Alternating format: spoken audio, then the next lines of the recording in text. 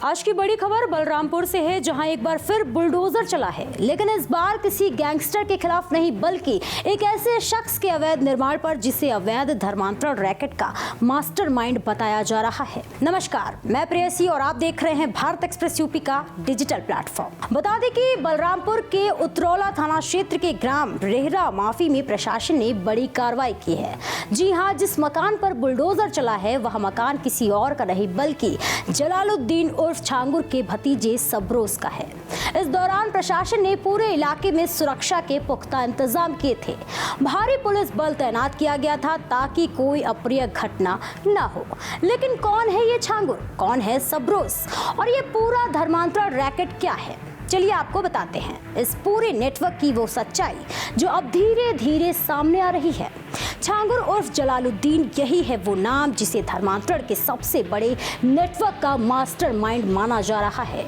सूत्रों के मुताबिक छांगुर का नेटवर्क उत्तर प्रदेश के कई जिलों में फैला हुआ था और वह आर्थिक मदद और बहलाने फुसलाने के जरिए लोगों को इस्लाम धर्म अपनाने के लिए उकसाता था। अब बात करते हैं उसके भतीजे सबरोज की। सबरोज छांगुर के सबसे करीबी लोगों में शामिल था। वह न केवल लोगों के धर्म परिवर्तन में सक्रिय था बल्कि खुद इस पूरे रैकेट के मैनेजमेंट का काम देखता था। यानी कहें तो छांगुर के निर्देश पर किसे कब टारगेट करना है, कहां कब मीटिंग होनी है, किसे कितना पैसा देना है, ये सब सबरोज तय करता था। सूत्रों का दावा है कि सबरोज ने कई हिंदू लड़कियों का धर्म परिवर्तन करवाया है।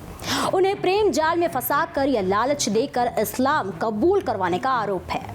यही नहीं, धर्मांतरण के बाद इन लड़कियों की शादी भी करवाई जाती थी ताकि मामला सामाजिक रूप से स्वीकार्य लगे।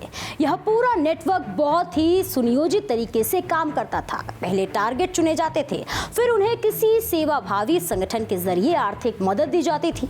इसके बाद धार्मिक उपदेशों, झूठे वादों और दबाव के जरिए धर्म परिवर्तन करवाया जाता था और इसमें सबरोज की भूमिका एक ऑपरेशनल हेड की तरह थी। अब बात करते हैं प्रशासन की कार्रवाई की। प्रशासन को जैसे ही ये जानकारी मिली कि सबरोज का मकान ग्राम समाज की जमीन पर अवैध रूप से बना है, तुरंत एक्शन लिया गया। आज सुबह सुबह ही बुलडोजर भेजा गया और भारी पुलिस बल की मौजूदगी में सबरोज के मकान को गिरा दिया गया। सूत्रों के अनुसार सबरोज इस समय फरार है, लेकिन पुलिस उसकी तलाश कर रही है। छांगुर के खिलाफ पहले से ही कई केस दर्ज है और एनएसए के तहत भी कार्रवाई हो चुकी है। अब सवाल ये उठता है कि क्या सिर्फ एक मकान गिरा देने से पूरा नेटवर्क खत्म हो जाएगा? क्या अब भी ऐसे कई सबरोज और छांगुर समाज में छिपे हैं और क्या प्रशासन इन सभी पर इसी तरह कठोर कार्रवाई करेगा? स्थानीय लोगों का कहना है कि सबरोज और उसका पूरा परिवार काफी समय से संदिग्ध गतिविधियों में लिप्त था। कुछ लोगों ने तो ये भी कहा कि बाहर से कई लोग आते जाते थे, लड़कियों को यहाँ रखा जाता था और बाद में उनकी खबर तक नहीं मिलती थी। बलरामपुर में बुलडोजर चला है, एक मकान पर नहीं बल्कि धर्म के नाम पर चल रही एक साजिश पर। लेकिन क्या ये कार्रवाई काफी है? क्या असली जड़ें तक पहुंच पाएगी प्रशासन?